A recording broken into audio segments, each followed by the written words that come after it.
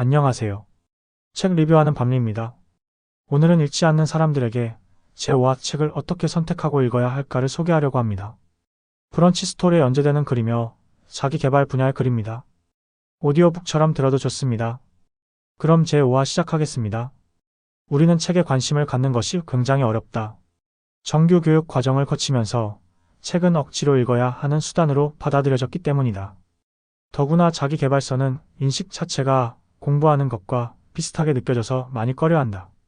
그래서 처음 독서를 시작하는 사람들에게 자기 개발서를 권하기가 매우 어렵다. 사람은 저마다 다른 성격을 보유하고 있고 좋아하는 취향도 다르다. 단순히 베스트셀러를 권하는 것은 오히려 역효과가 나타날 수 있다. 그럼 어떻게 책을 선택하고 읽어야 할까?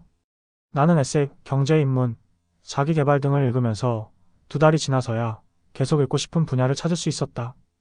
관심사를 찾은 덕분에 매일 책을 읽을 수 있었고 지금 이 글도 쓸 수 있었다.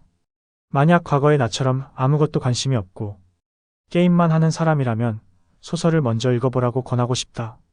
책에 관심이 없던 나도 군복무 시절 동기의 권유로 미야베 미유키의 모방범으로 굉장한 몰입을 경험했고 그 이후에도 저녁 전까지 몇 권의 추리소설을 읽었었다.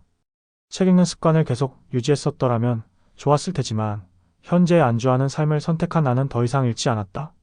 전역 후 10년이 지나서 책을 읽기 시작한 이유는 변하고 싶었기 때문이다. 당신도 변하기 위해 독서를 선택했다면 더 이상 어디에도 도움을 받을 수 없거나 지푸라기라도 잡는 심정으로 선택했을 수도 있다. 이유가 무엇이든 다 상관없다. 책을 읽기 시작하면 결국 과거와 다른 삶을 살 수 있다. 당신이 원하는 답을 찾을 수 있다. 앞서 반복적으로 말했듯이 현재에 안주하는 삶에서 벗어나 변하기로 결심했다면 읽어라. 자, 그럼 변화를 위해 어떻게 읽어야 할지 아래의 3가지 방법을 확인해보자. 매일 책을 읽으면서 어떻게 책을 선택하고 오래 읽을 수 있는지 생각해본 내용이다. 독서를 처음 시작할 때 다른 사람들이 좋은 책이라고 추천하는 것을 읽어보는 것도 좋지만 무조건 읽는 건 굉장히 위험한 방법이다. 나도 다른 사람의 인생책을 읽었을 때 끝까지 읽기 힘들었던 적이 한두 번이 아니다. 처음 책을 읽기 시작한 사람들은 관심사가 맞지 않으면 독서를 유지하기 힘들다. 관심사는 고정 관심사와 변동 관심사가 있다. 고정 관심사는 예전부터 지금까지 항상 좋아하고 관심을 가지고 있는 것이고 변동 관심사는 유행에 따라 관심이 생기는 것들이라고 생각하면 쉽다. 책을 선택할 때는 고정 관심사로 선택하는 것이 좋다. 변동 관심사는 휘발성이 강하기 때문에 독서의 습관을 가지기 어려울 수 있다. 고정 관심사가 무엇인지 확인 후 책을 선택할 때는 그 분야의 정상에 오른 사람의 책을 선택하는 것을 추천한다. 성공한 사람의 이야기를 책 한 권으로 볼 수 있는 장점과 그 분야에 진심으로 관심을 가지고 있는지 다시 한번 확인할 수 있다. 나는 추리소설 다음으로 CSA 분야에 관심이 있어서 읽기 시작했는데 관련 분야의 책을 3권 정도 읽었을 때 관심이 없다는 걸 알게 됐다. 독서를 통해 알고 있던 관심 분야를 재정비할 수 있고 그 과정을 알아가는 시간은 길 수도 있고 짧을 수도 있다. 하지만 관심사를 찾게 되면 열정, 도전, 용기 등 긍정의 감정을 느끼는 경험을 하게 될 것이다. 나는 2달 동안 8권의 책을 읽으면서 생각보다 빠르게 관심사를 찾을 수 있었다. 당신도 관심사가 무엇인지 모른다면 일단 조금이라도 끌리는 책을 읽어보라. 관심이 없다면 몇 줄만 읽어도 졸음이 오거나 다른 생각이 든다. 조금의 관심이 있다면 재미없던 책이 점점 읽히고 다음 문장이 궁금해질 것이다.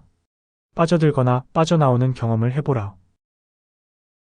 관심사에 맞는 책을 잘 선택했다면 이제는 관심 분야에 대한 정보를 얻으면서 느끼는 감정에 집중해야 한다.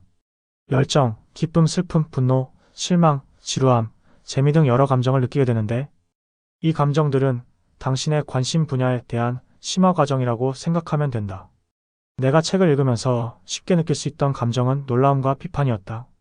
이 저자는 힘든 시절을 극복하고 성공해서 많은 사람들에게 도움을 주고 있구나. 말처럼 쉬우면 누구나 다 성공했겠지라는 생각과 감정이 가장 먼저 생겨났다. 당신도 이런 감정을 느끼기 시작했다면 머리로만 생각했던 관심사가 가슴을 두드리기 시작한 것이다. 독서의 습관이 없는 상태에서 감정을 느끼기가 쉽지 않지만 걱정할 필요 없다. 당신의 관심사를 읽기 시작했다면 원하지 않아도 여러 감정을 느끼게 될 것이고 읽는 것을 멈추지 못할 것이다. 톡서는 온라인을 통해 쉽게 정보를 찾는 것과 전혀 다르다. 톡서도 처음에는 노력이 필요하다. 스스로 선택한 책을 읽다 보면 잊고 있었던 어렸을 때 도전 정신이 투철했던 가슴속 뜨거운 감정을 다시 느낄 수 있을 것이다.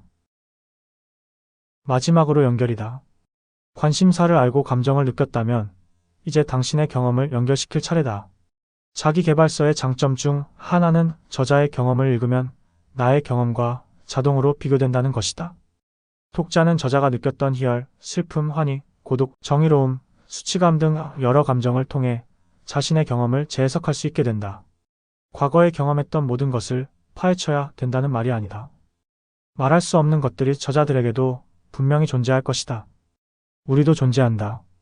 단지 우리보다 먼저 많은 고난과 역경을 겪은 저자의 인생과 연결시켜 어떤 방향으로 성장할 수 있을지 생각해보면 된다.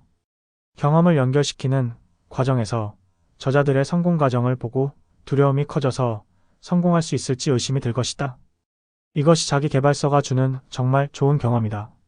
성공한 사람과 당신은 엄연히 다른 사람이다. 다름을 인정하고 할 수 있는 것을 연결하여 성장할 수 있는 방법을 찾아가는 것이다. 빨리만 읽는 것은 아무리 많이 읽어도 삶을 변화시키지 못한다. 느리게 읽어도 저자의 인생과 당신의 인생을 연결시킬 줄 알아야 한다. 경험을 할 수 없는 시대를 살거나 같은 경험을 할 수 있는 시대를 사는 저자의 글을 읽을 수도 있다. 시대는 중요하지 않다. 그들의 삶에서 어떤 것을 연결시키냐가 중요하다. 내가 지금까지 책을 읽으면서 책에 관심을 가질 수 있었던 방법을 간략하게 3가지로 나눠 말해보았다. 단연코 첫 번째는 변하겠다는 다짐으로 책을 읽기 시작했다. 그 후 3가지 방법으로 책을 선택할 수 있었다. 관심사, 감정, 연결은 책을 선택하고 읽는 것에 많은 도움이 될 것이다. 보이는 것이 중요해서 주변 사람보다 읽는 속도가 느리다고 눈으로만 빠르게 읽어서는 안 된다. 일주일, 한 달, 그 이상이 걸려도 이 3가지를 적용해서 천천히 읽어보라. 눈으로만 읽는 톡서로 시간을 버리지 마라. 네, 여기까지 읽지 않는 사람들에게 오하였습니다. 감사합니다.